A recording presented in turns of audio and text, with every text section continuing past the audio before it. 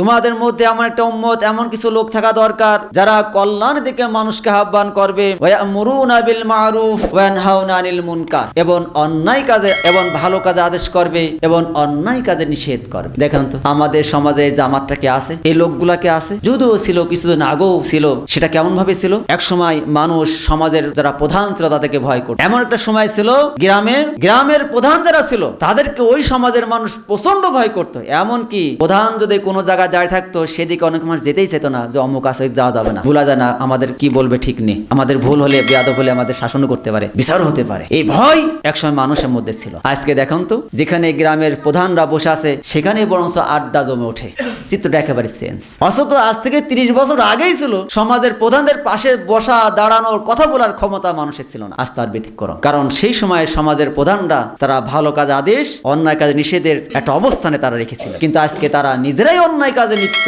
তা ভালো কাজের আদেশ অন্যায় কাজে নিষেধ কিভাবে করে? যার কারণে আজকে বর্তমান সমাজ আগের থেকে এত নিম্নমানের পর্যায়ে চলে গেছে যে মানুষ অশ্লীলতা বেহাপনা চোখে দেখার পরও এক সমাজ আর এক সমাজের ওই দোষটি তুলে ধরছে না, একজন এক পরিবার কথা তুলে ধরছে না, কারণ দেখছে আমার পরিবার তো ওই দোষে দোষী।